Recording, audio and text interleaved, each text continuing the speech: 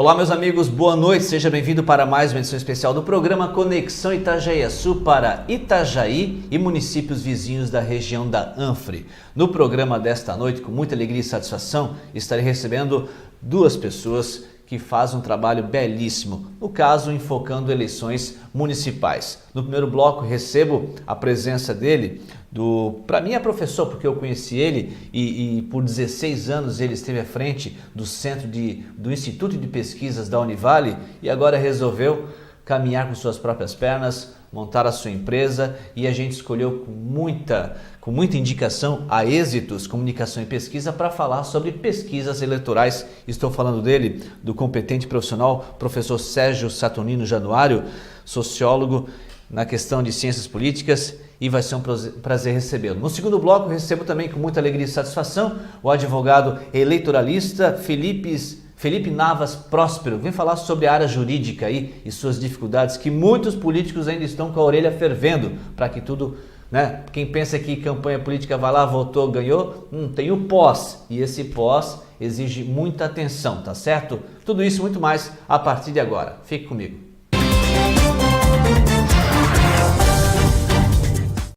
Boa noite e seja bem-vindo, você telespectador aqui da TV Brasil Esperança. Este é o programa Conexão Itajaí-Açu, transmitido para Grande Itajaí e municípios vizinhos da região da Anfre. Vamos falar sobre eleições 2016. Mas já acabou, né? Os prefeitos vão assumir dia 1º, não é bem assim. No primeiro bloco, como eu disse na abertura, estou recebendo o professor sociólogo. Ele é profissional de ciências políticas, filosofia e atua junto à sua esposa, a Daniela, aqui na Êxitos Comunicação e Pesquisa, e é sempre uma referência aqui na região da Anfre, porque tem muito conhecimento. E como eu disse na abertura do programa, o professor Sérgio ficou 16 anos, na verdade foi o fundador do Instituto de Pesquisas da Univale. E agora está aí levando a vida com sua família, né?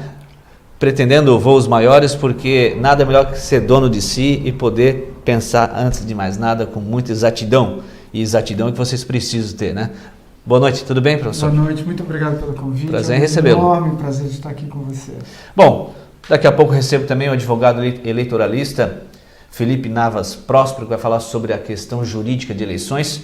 Mas são dois assuntos que a gente tentou casar, professor: pesquisa eleitoral com o setor jurídico. Que quem pensa, né, o cidadão comum, acha que a eleição,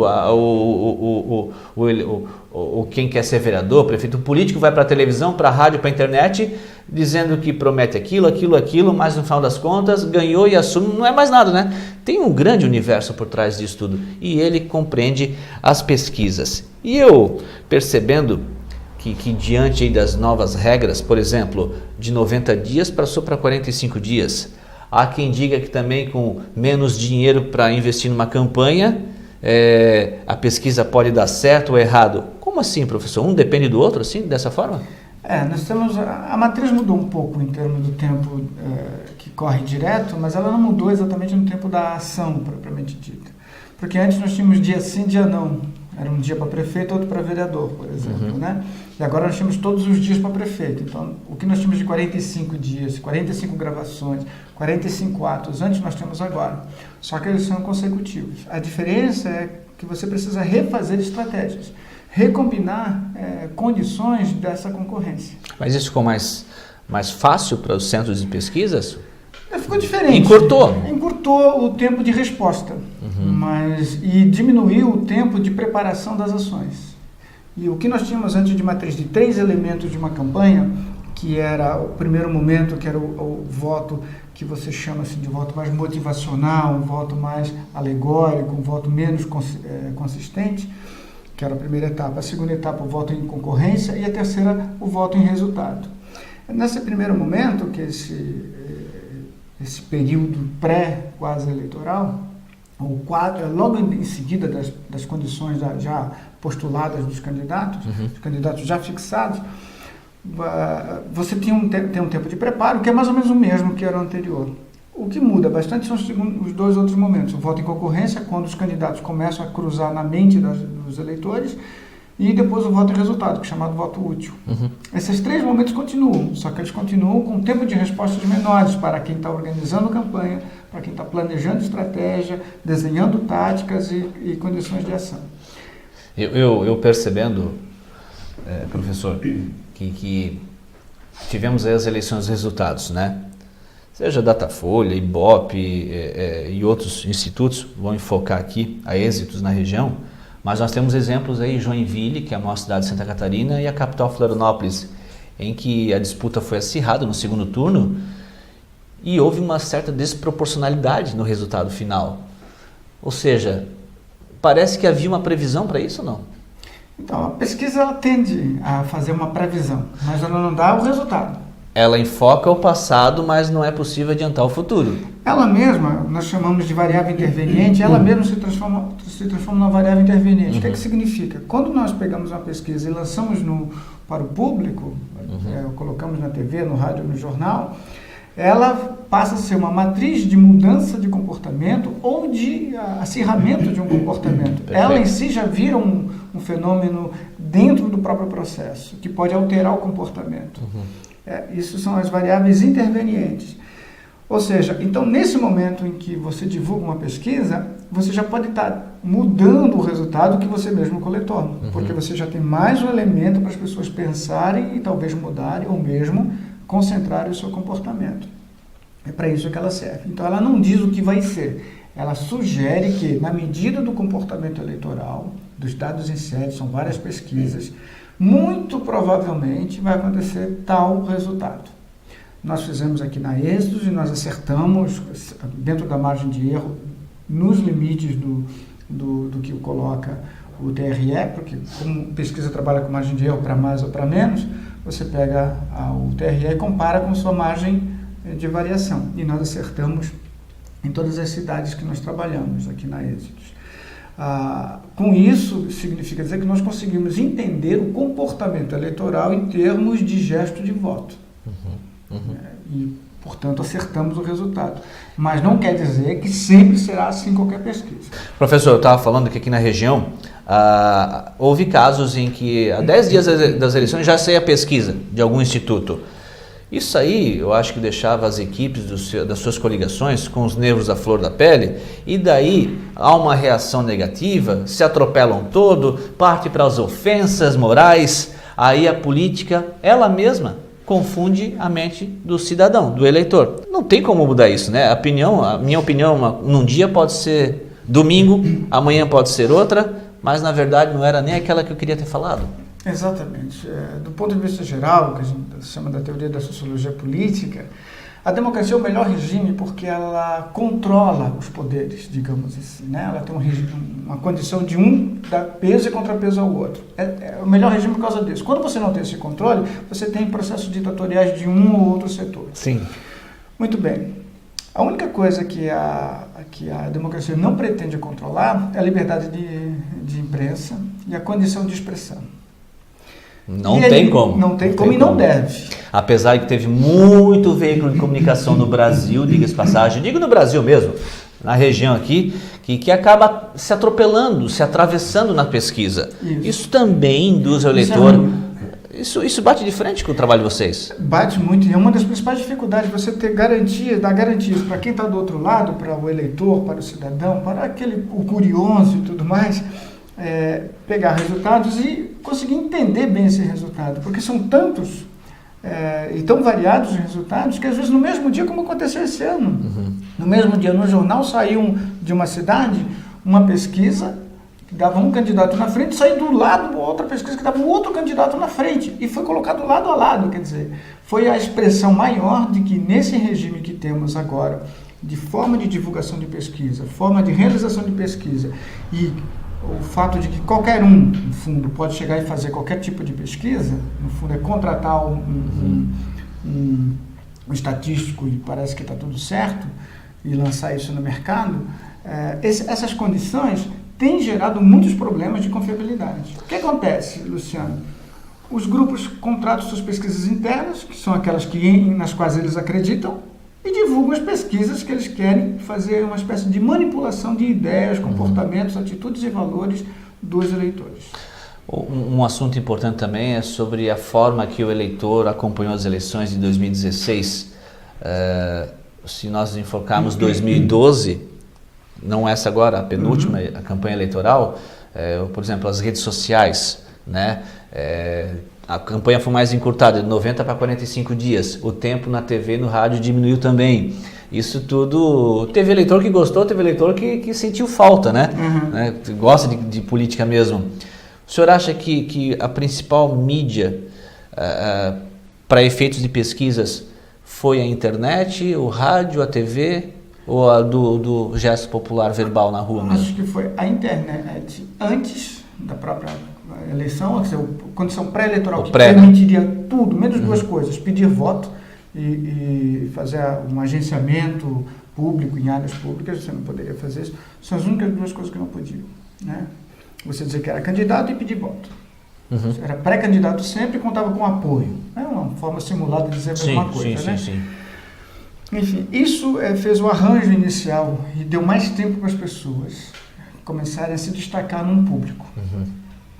Durante o período eleitoral, houve muito mais a colheita disso. Você colher esses resultados do que produzi-los, porque o tempo era muito curto para fazê-lo.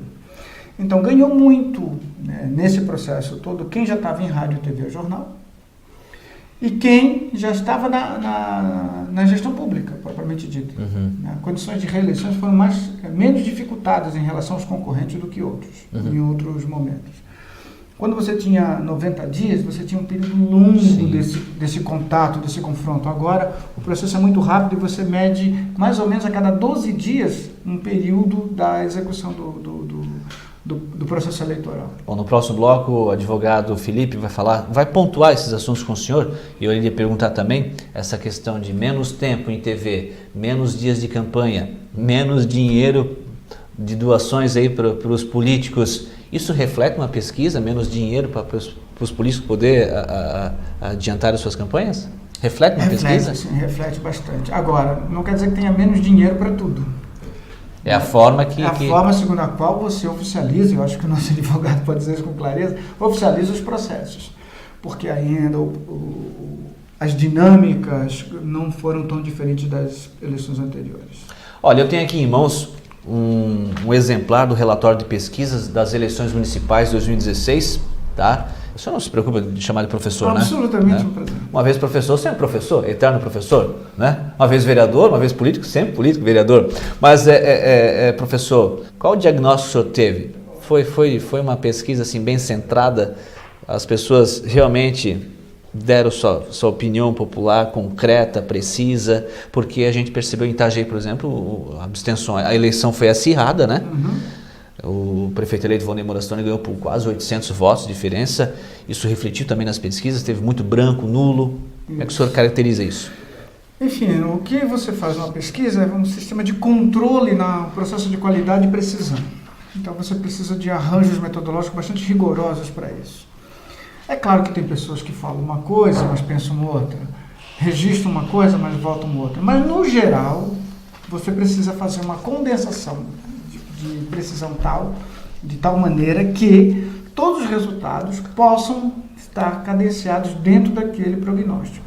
Ou seja, se um cara falou uma coisa lá, uma coisa errada lá, para prejudicar a pesquisa muitas vezes, tem pessoas mal intencionadas com relação a isso, você consegue corrigir aquilo no processo do trabalho. Então, por isso que quando a gente faz pesquisa, não sai por aí fazendo pergunta. É bem mais que isso. Você precisa ter técnica, metodologia, teoria, conceitos orientadores, um plano rigoroso de ação, estratégias de você fazer o desenho rigoroso e preciso do processo de amostragem territorial por categorias de investigação como gênero, idade, renda, enfim, horários. Você não pode fazer todos pela manhã ou todos pela tarde. Você precisa dar condições de um mesmo entrevistado, da mesma população, mesmo membro da população, ser entrevistado num momento da pesquisa, seja de manhã ou à tarde. Tem gente que só sai à tarde de casa, então você precisa dar garantias que ele possa vir a ser entrevistado. E o melhor é você fazer em 2 dias. Melhor ainda é você fazer 2 dias de meio de semana. E assim por diante. Então você tem um conjunto de credenciais que você vai seguindo ponto a ponto até que você tenha rigorosamente a condição de controlar essas respostas que nos são dadas. Diante do resultado final do relatório, bateram-se as previsões? 100% dos resultados que nós aferimos bateram dentro dos resultados do Tribunal Regional Eleitoral. Bom, eu convidei, na verdade, o professor Sérgio porque tem muita experiência no assunto, é referência na região da Anfra, em Santa Catarina. Aconselho aqui, indico a Êxitos Comunicação e Pesquisa, que não faz só pesquisa também no âmbito eleitoral, mas outros assuntos, outras áreas, tá certo? Localizada aqui na Rua Tailândia, número 751, um telefone de contato? É o 9958-0474. Agradecer também a sua esposa, a jornalista Daniela, pela intermediação da nossa entrevista. E o senhor fica à vontade para as considerações finais, até porque o trabalho de vocês não para. Muito bem, eu quero primeiro agradecer muitíssimo, Luciano, pela oportunidade que você está nos dando.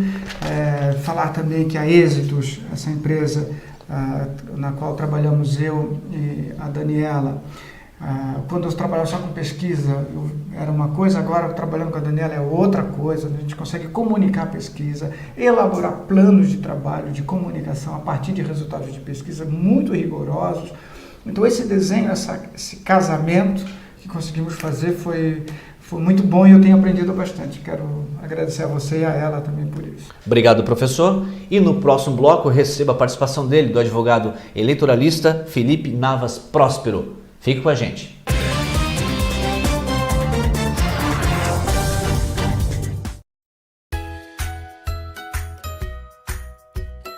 A Navegantes que você quer passa por aqui. Câmara Municipal de Navegantes. A cidade que você espera começa com a defesa da sua opinião. Melhorias, fiscalização, transparência, resultado. Venha participar da Câmara. Acesse o site, participe das sessões na Câmara e ajude a melhorar o nosso futuro. Sessões toda segunda e quinta-feira, às 19 horas.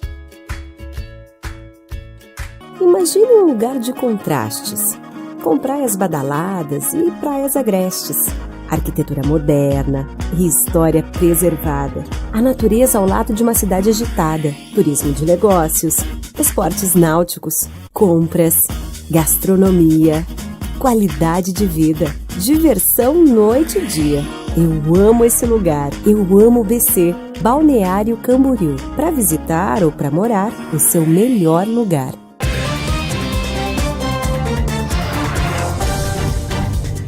De volta com o programa Conexão Itajaí. No segundo bloco recebo com muita alegria e satisfação Felipe Navas Próspero, conceituado advogado eleitoralista aqui na região da Anfra, muito bem conhecido até pelos seus familiares, e para mim é um prazer entrevistá-lo aqui, até porque ele é membro da comissão da OAB Subseção Itajaí de Direito Eleitoral, é membro da Academia Catarinense de Direito Eleitoral e também pós-graduado em Direito Constitucional pela Academia Brasileira de Direito Eleitoral. O senhor ouviu muito bem que no primeiro bloco nós entrevistamos o professor Sérgio Saturnino Januário, que enfocou aqui os trabalhos da Êxitos Comunicação e Pesquisa de uma forma pessoal, opinativa, e abordou aí que pesquisa eleitoral não é para qualquer um não, tem que estar muito bem centralizado, formalizado para levar até o telespectador a informação certa. E informação certa também depende da área jurídica, ao qual o senhor e os demais advogados que trabalharam muito nessa campanha eleitoral, nesse pleito de 2016, também tiveram que se dedicar, porque o pós-ganho da política tem a questão jurídica e tem, como eu falei na abertura do programa, doutor? Acabou a eleição, vai ser eleito, não, e o povo vai para casa achando que ele tem que fazer o que cumpriu. Mas não é bem assim, o que compete na verdade, ou seja, quais foram as principais dificuldades, desafios nessas eleições, desafios jurídicos nessas eleições. Boa noite. Boa noite, Luciano. Primeiro eu quero agradecer pelo convite, por estar aqui. É sempre uma honra dividir o espaço com você, seja formalmente ou informalmente. E é com muita satisfação também participar de um programa que conta com a presença do conceituado professor Sérgio, que é uma sumidade na região, na área em que ele atua. E realmente, como tu falou, a eleição não termina aqui, Tem os eleitos, obviamente a população vota, há apuração, e muitos acreditam que após a apuração basta a diplomação dos eleitos e assumir. Não é bem verdade, Tem outra romaria aí. Exatamente, que são a questão das contas, os fechamentos de contas de campanha, Existem ações que ainda estão em tramitação, inclusive um dos grandes desafios, né, que essa foi sua pergunta inicial para mim. Tem candidatura que pode ser impugnada. Exatamente. Embora aqui na região nós tivemos muito poucas candidaturas que foram impugnadas, eu sei pelo menos de um caso mais específico em Itajaí que foi impugnado aqui, foi revertido no Tribunal Regional Eleitoral, perdão. Porém, né, se formos pensar num âmbito um pouco mais geral, né, fora aqui da nossa região, existem ainda muitos desafios a serem superados por vários candidatos. O que compõe uma prestação de contas? A prestação de contas ela vai desde o início ali, a partir da abertura da conta, né, da obtenção do CNPJ, do registro de candidatura, né, que a partir daí, porque na verdade a campanha eleitoral, digamos assim, porque como o professor Sérgio comentou, existe a pré-campanha, que foi um instituto criado agora com a mini reforma de 2015, né, que encurtou em 45 dias o período de campanha e criou-se um espaço de pré-campanha que, como o professor Sérgio falou, ele tinha duas limitações, que era a questão do pedido expresso de voto e a divulgação, né, de coisa. Mas discussão de propostas, pedir apoio, tudo estava permitido. Mas, a partir do momento que há o registro de candidatura, você tem que abrir o CNPJ e abrir conta bancária. Tá? Então, muita gente, né, o senso comum pensa que a prestação de contas se trata do quê? Eu vou lá e vou prestar contas à Justiça Eleitoral, mas não. Ela começa já com a arrecadação. Porque como foi bem difundido, uma das grandes mudanças para esse último pleito foi a questão da vedação de doação de pessoa jurídica. Né? Então, o que acontece? A partir do momento que você começa a arrecadar, você começa a ser monitorado. Eu li em algum artigo impresso que nessas eleições, com relação a de 2012, não entraram aí para as campanhas políticas 2 bilhões e 400 milhões de reais. Que diferença, né? Bastante diferença. E eu acredito que boa parte delas se diz respeito realmente à questão da vedação e de todas as novas regras, né? Que como tu falou, tu me perguntou no início quais foram os principais desafios, e foi justamente essa questão das doações. Das doações, né? As mudanças nas regras de doações, tá?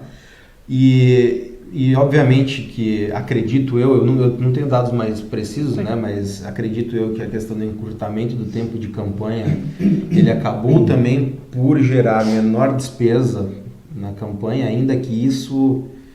Há uma grande discussão em relação a isso. Eu estou te falando de uma forma um pouco mais abrangente, sem dados técnicos. Essa questão do encurtamento de campanha, ela implicou muito no tempo de TV, né? E isso gerou uma situação que também está sendo amplamente discutida aí em nível nacional, que é a impossibilidade ou a limitação de novos candidatos, de novos atores políticos virem a surgir nesse pleito. Por quê? É muito fácil uma pessoa que já tem uma carreira política consolidada, né? É o exemplo que eu dou normalmente quando me perguntam sobre o assunto.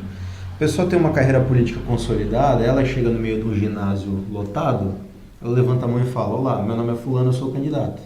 Todo mundo sabe quem é ele, todo mundo sabe a trajetória, ele ou ela, né? Todo mundo sabe a trajetória, todo mundo sabe quem é a pessoa.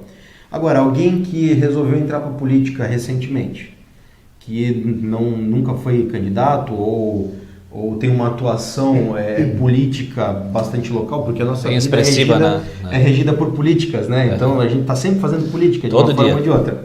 Mas que tem não tem uma trajetória conhecida, ele chega no meio do mesmo ginásio, com o mesmo público, e fala: oi, meu nome é candidato, eu sou fulano, eu fiz isso, eu fiz aquilo, eu sou formado nisso, ou eu fiz tais projetos. Ele tem uma dificuldade muito maior em se apresentar.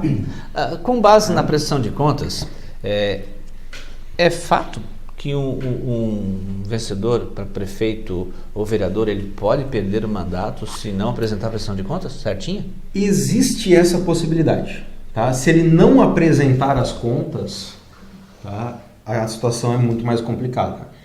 É raríssimo a não prestação. Tá? Ela acontece em casos pontuais. A rejeição de contas, ela tem eu diria que talvez a principal consequência da rejeição das contas é porque ela pode gerar uma investigação de abuso de poder por abuso de poder econômico. Tá? E aí pode causar a perda do mandato, né? Ou até a não diplomação, dependendo da velocidade em que for julgado. O assunto é sério, independente disso, você que é vencedor das eleições, fique atento à prestação de contas, tá? Que a Justiça Eleitoral está bem antenada. Já tivemos uma mini-reforma em 2013 e no ano passado, 2015. Precisamos de uma nova mini-reforma?